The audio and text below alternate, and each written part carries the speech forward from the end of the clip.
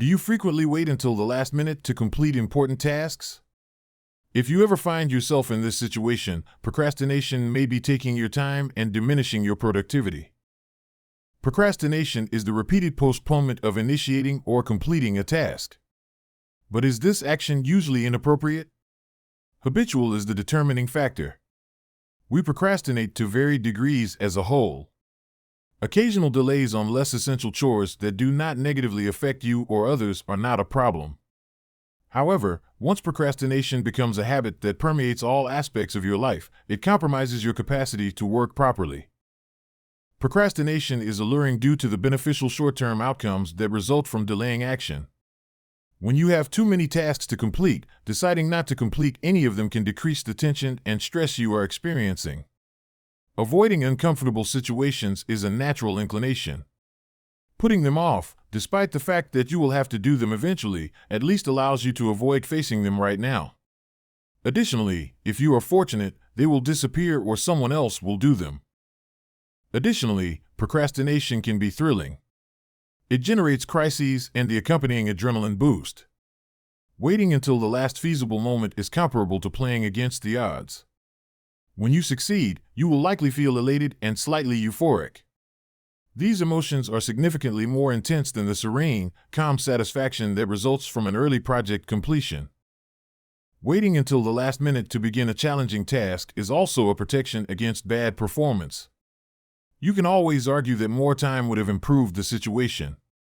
It can protect you from the anticipated repercussions of the project's completion. To combat procrastination, do not decide all at once that you will never complete the task again. That is equivalent to deciding next week to conquer Mount Everest without ever having rock climbed. Be fair and reasonable with yourself. Start gradually. Give yourself time to break a deeply rooted habit. For tasks that are enormous, intricate, or time-consuming, break up large tasks, such as creating a budget, producing a new procedure manual, or learning Chinese, into manageable chunks. Smaller jobs are appealing because they are brief, straightforward, and provide instant reward. Remember that all initiatives, regardless of size, consist of a sequence of little components reassembled. Another effective method is to voluntarily commit to another person. Allowing people to participate in your efforts by examining your work, assisting you in establishing deadlines, or assessing your accomplishments can be really beneficial. Frequently, we are too emotionally invested in a situation to be objective. Your worries, fears, and anxieties take a back seat to meeting the expectations of those you respect and trust. Consider rewarding yourself for your positive behavior. Self-flagellation punishment is not nearly as effective. Reward yourself at key points along the process, not just at the end. Rewards can be anything that you enjoy doing. They might be simple and inexpensive, but they must be things that you value. Reading for enjoyment, resting, playing sports, visiting friends, traveling, dining out, and exercising can all be utilized as incentives. Performing the aspect of your job that you enjoy might be a reward at work. If you frequently work overtime, leave work on schedule and take a lunch break rather than eating in a hurry at your desk. When you are stuck, unable to begin a task, and have exhausted all other options, ask yourself, is there anything, no matter how small, that I am willing to do? When you discover this small item, you will no longer procrastinate. Higher willpower is associated with greater success in relationships, the workplace, health, and even longevity. The evidence supports the view that willpower is a limited resource, despite the fact that it can be enhanced by training over time. Therefore, in order for willpower to aid us in our battle against the demons, we cannot employ it in a full frontal attack but must instead target their unique weak points. Demon 1. The demon of individual failure. This demon exists as a little voice in your thoughts. Unchecked, it will spend the entire day convincing you that you cannot possibly attain your goals and describing the misery you will experience when you fail. Ironically, procrastination becomes both a means of avoiding this potential future anguish and its final cause. When starting anything new and your self-confidence is at its lowest, procrastination is most appealing. Sometimes it is easy to combat this fear by contemplating the abilities and knowledge you currently possess that are transferable. Sometimes you must simply experience the dread and proceed anyhow. The most important lesson from this piece of wisdom is that short-term failure is not fatal and that failing is the only way to learn and progress. The issue with these tactics, however, is that they focus on diminishing anxiety of the goal and take a great deal of willpower to sustain. The Pomodoro technique is one of the best techniques. The essence of the concept is that you locate a distraction-free setting. Libraries are fantastic. Work for a predetermined amount of time, say 25 minutes, and then reward yourself by checking your social media accounts or grabbing a cup of coffee. After 4 rounds, you take a significantly longer break before beginning again. Don't forget to reward yourself, as this will help strengthen your willpower as you achieve accomplishment. The objective is just to work uninterrupted for 25 minutes, and who can't postpone other activities to do this. To get the most of this technique, you must establish a list of things that you can concentrate on during a Pomodoro block. Thus, if you complete a task earlier than anticipated, you can begin another one. Therefore, one of the initial blocks of time should be used to plan out the tasks necessary to reach your short-term objective. As you continue to utilize this strategy, you'll soon be able to predict how many blocks are required, which will help you vanquish this demon. Demon 2. The perfect perfection demon. Have you ever wondered why children appear to learn languages faster than adults?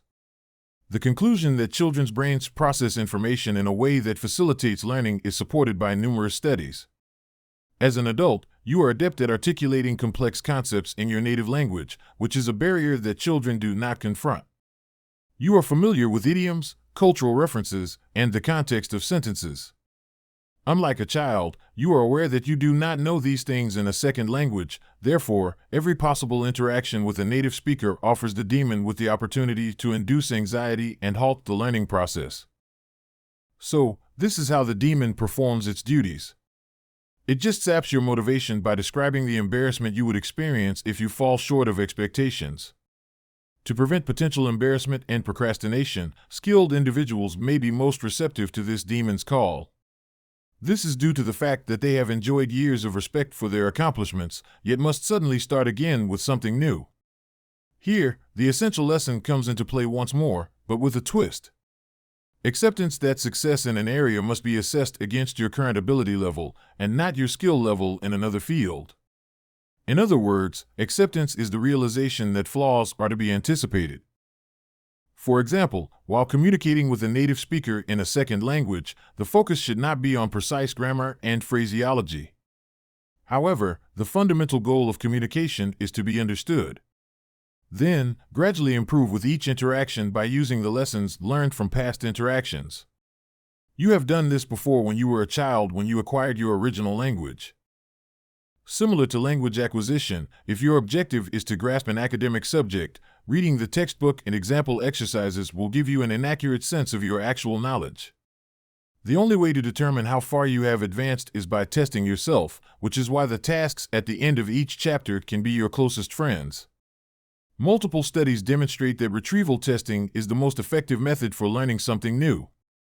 The finest aspect of these regular retrieval assessments is that, unlike a test or examination, they occur in a safe, private atmosphere and are tailored to your present ability level. Demon 3. The demon of tiredness. Any parent of a small child will tell you that persistent sleep deprivation impairs judgment. A study demonstrated that sleep deprivation alters the communication between brain cells, which slows perceptions and impairs the capacity to do cognitive activities. In fact, the effect of extreme fatigue on cognitive performance is comparable to that of being intoxicated. In addition to the numerous health benefits of sleep, new research have demonstrated that improved sleep benefits learning. In a 2007 study, it was discovered that when test subjects slept after learning a brief list of pairs, they were better able to comprehend the relationship between all of the items on the list.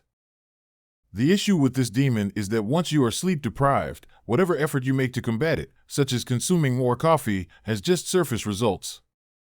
On a sleepy mind, the demon isn't even exaggerating when it says that working more won't accomplish anything and that what you actually need is a good night's sleep. Eventually, no amount of determination can overcome a physical reality, and you will fall asleep. Obviously, the demon inflicts his greatest harm sooner when he tells you stories. such as, it is acceptable to watch one more episode of your favorite TV show after 11 p.m., that a few beers help you sleep, that you should check your social media accounts to wind down before bed, and that monitoring your Twitter feed at 4 a.m. is completely normal. And before you realize it, you are sleep-deprived and trapped in a downward loop of poor decisions that keep you in that state. The most effective method for defeating this demon is to concentrate on greater sleep discipline. Having regular sleeping hours, avoiding electronic devices at least 30 minutes before bedtime, and avoiding alcohol immediately before bedtime. Changing your sleeping environment by lowering the temperature could be an even simpler solution. According to research, the optimal sleeping temperature is from 15 to 19 degrees Celsius. Demon 4. The demon of distribution. How often have you gone to work or school, worked hard all day, and at the end of the day felt like you didn't accomplish much? This failure is what permits our last demon to do his job and assist us in locating time-wasting behaviors. The primary weakness of this demon is its inability to concentrate on a plan. There are a variety of ways to approach these plans, but the idea is to have clear, uncomplicated objectives that tasks can be tied to in order to facilitate prioritization. In an article on ways for engaging students in coursework, the authors emphasize the need for instructors to establish clear learning objectives for a topic and link them to the specific benefits that students would derive from the coursework. While centered on education, this advice is applicable to the plans we create for ourselves. We must comprehend why we wish to engage in the activity and the value it will bring. Long-term goals might be intimidating, but with proper preparation, they can be broken down into the essential tasks that must be completed and when. Once these primary activities have been set out, it is simpler to ask questions regarding each of them. If you prepare for the following day the night before, your brain will begin working on the activities while you sleep. To enter a state of mind known as flow, it is essential to be free of distractions and to have a clear concentration. People report feeling more creative and having profound satisfaction in this mood. Once in this condition, relatively little willpower is required to maintain it, and according to research, our ability to recall information is much enhanced. Occasionally, though, particularly when we are stuck on a particular problem or activity, we must let our brain to subconsciously work on it so that we may return to it with a fresh perspective. Interleaving is a strategy that can be particularly beneficial for learning.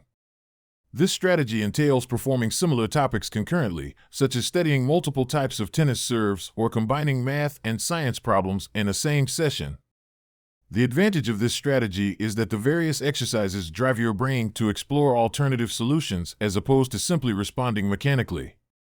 This practice is believed to enhance the learning of essential skills and concepts, resulting in an enhanced capacity to pick and execute the proper answer.